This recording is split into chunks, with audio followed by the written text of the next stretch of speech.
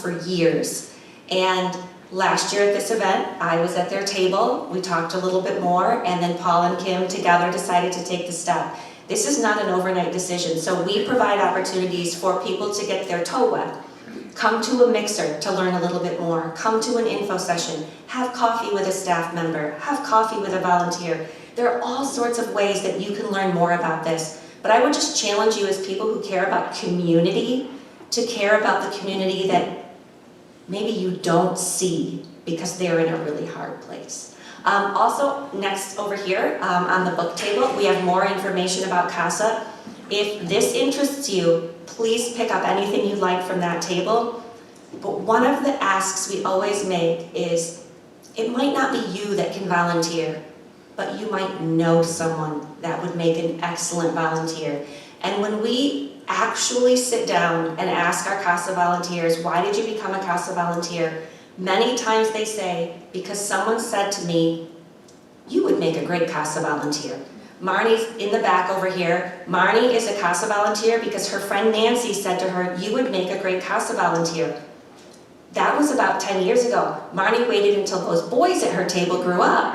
And now Marnie's a CASA volunteer. So it took Marnie 10 years to decide. And that's okay, we're so glad to have her. But think about the people in your life that you could say, you would make a great CASA volunteer.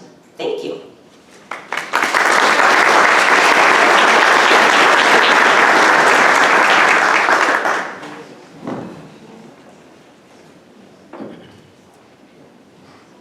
Thank you, Stephanie, for sharing this information with us. It's such a fantastic opportunity.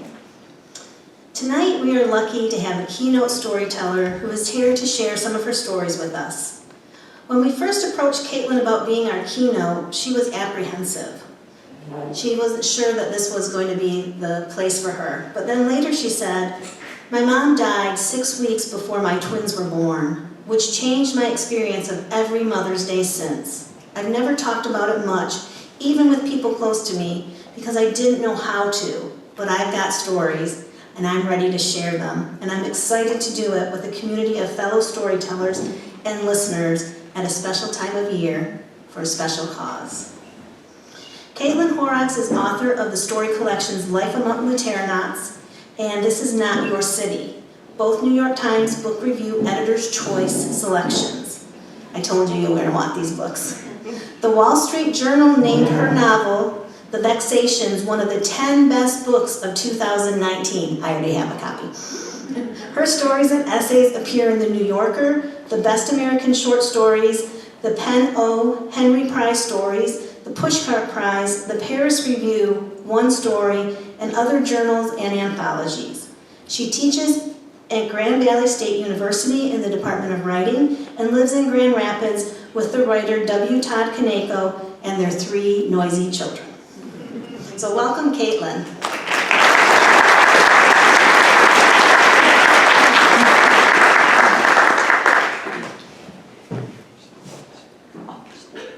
Lower the mic, as I always have to. I thank you for the introduction. Thank you, Lisa and Ingrid, for the invitation to be part of such a meaningful event. Thank you, all of you, for being here, and of course, thank you to CASA of Kent County for the incredibly important work that they do. The noisy kids in my bio are 9 and 4 and 4. The twins are 4. They're all at a Little League game right now. Go Dodgers. This is the older one's team. Lisa, when she was inviting me, she's like, okay, we know you're a writer, but you can't write anything. This needs to be a story. And I mostly did. I've got, a few notes. I maybe cheated a little, but mostly not. But as a writer, one of the great joys of motherhood for me has been listening to them play with language and learn language and play with words. And the windows that gives me into their brains and the way they see the world and the moments that I get to see the world differently because of that.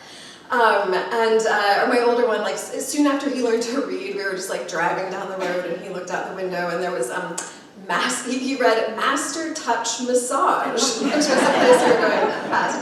And he said, that would be really different if you added an S and it was Master's Touch. And he was 7, I don't know what he was picturing, and I didn't want to ask, but I was like,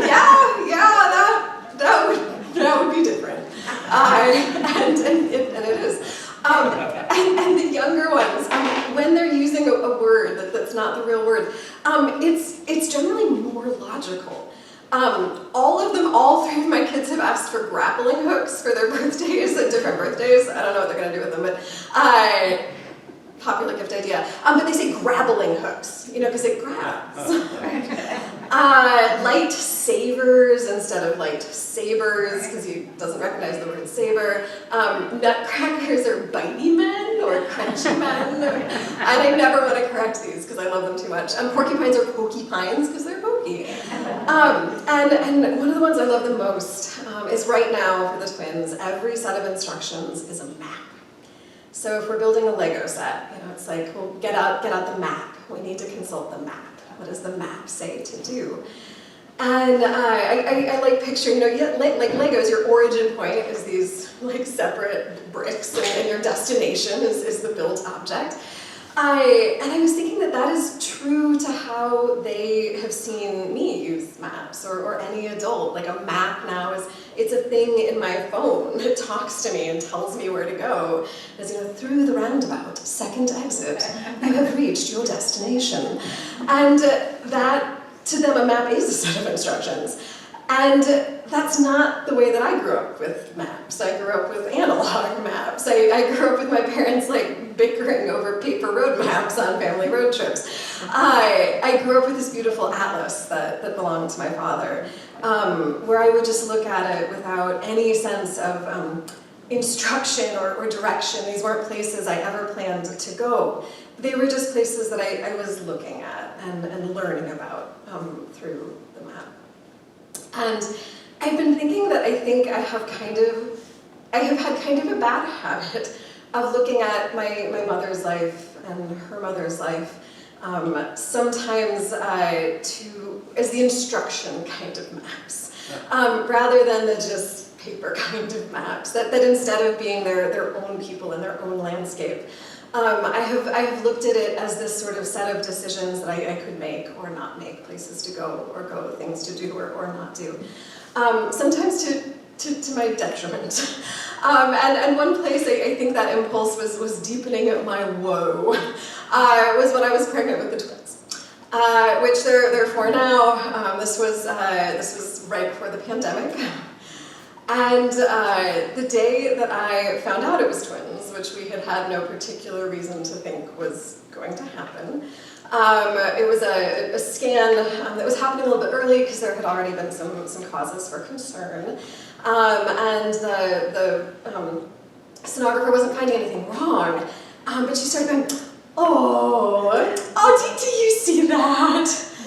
And I had no idea what she was talking about. I just saw like a gray smear, but I have this, my impulses towards just sort of agreeability and I'll figure it out later, which again is not a good thing. I'm working on it. But I was like, yeah.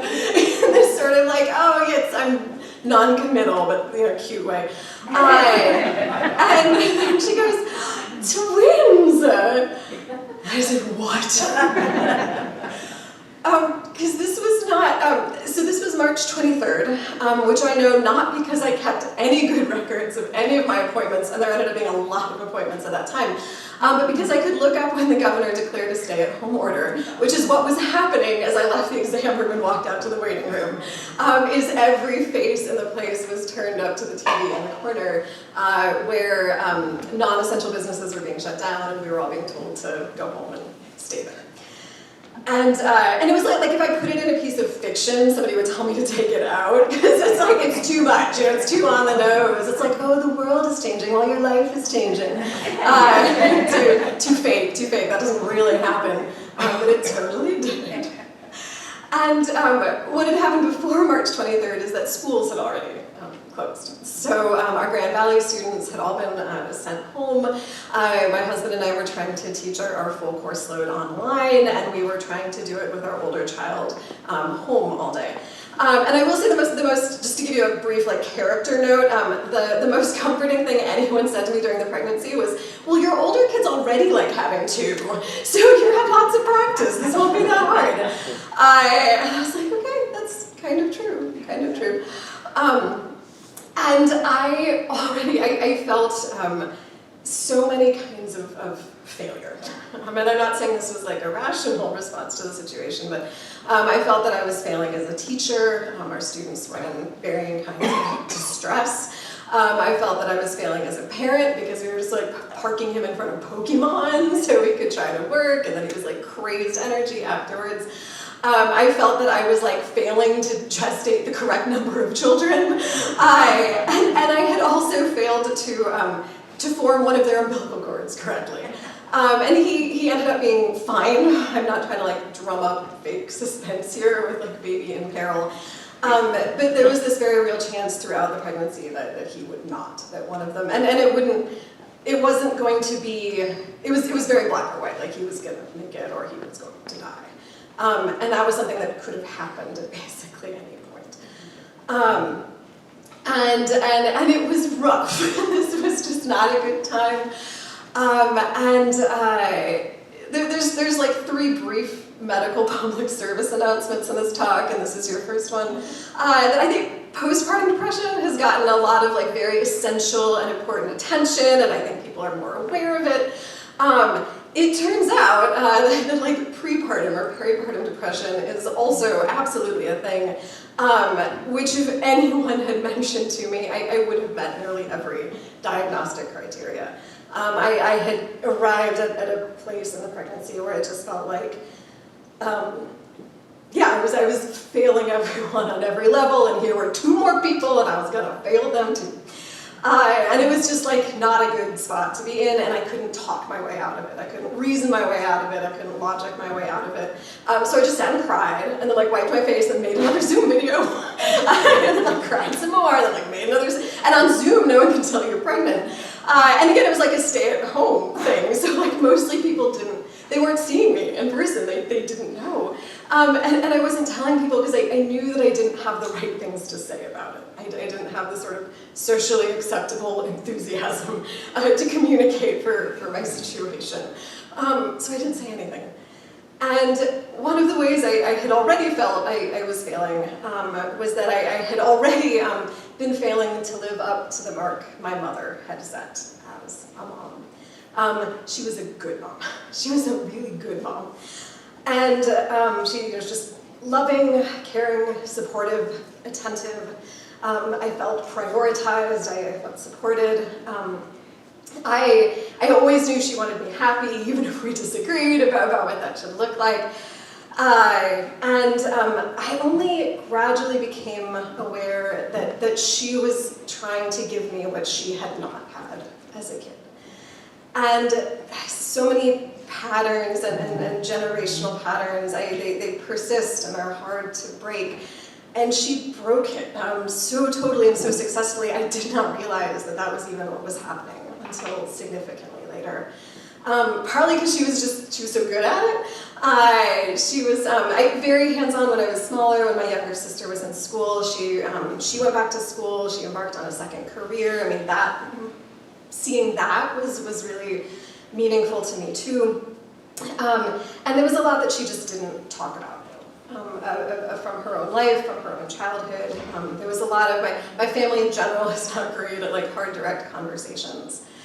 And that was true of her always. But by the summer of 2020, one of the things that we weren't talking about was how sick she was. She had been diagnosed with cancer in spring of 2018. Your second medical PSA here. It was ovarian cancer, which had been for years ignored or dismissed or misdiagnosed as stomach issues, gastrointestinal. But even then, by the time she was diagnosed, there was still, it was always, there was another thing to try. It was well, we're going to do this. and then we're going to do that. And we can do this, and there's a clinical trial, and it was a very effective clinical trial. It was effective until it wasn't. All the conversations were always sort of the next thing. And I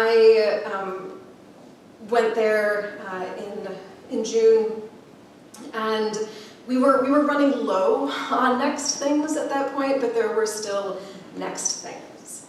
And we had conversations about kind of when was I going to see her again after this? Because it was also, I mean, everybody's like worried about COVID. This is like, it's we were worried about all kinds of germs because she was really sick.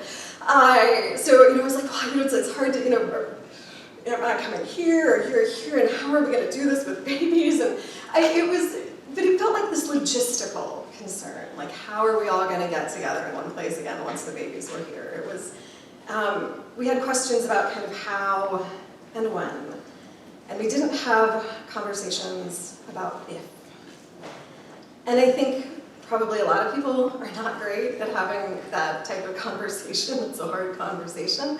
I think our healthcare system is better at how and when than they are about if types of conversations. And I went back home. She was hospitalized in July. For 2 days there was this sort of, my dad, who was a devoted caretaker, he was amazing through all of this, sort of saying like, don't come, like I'll just keep you updated, but they're running tests and the tests say this,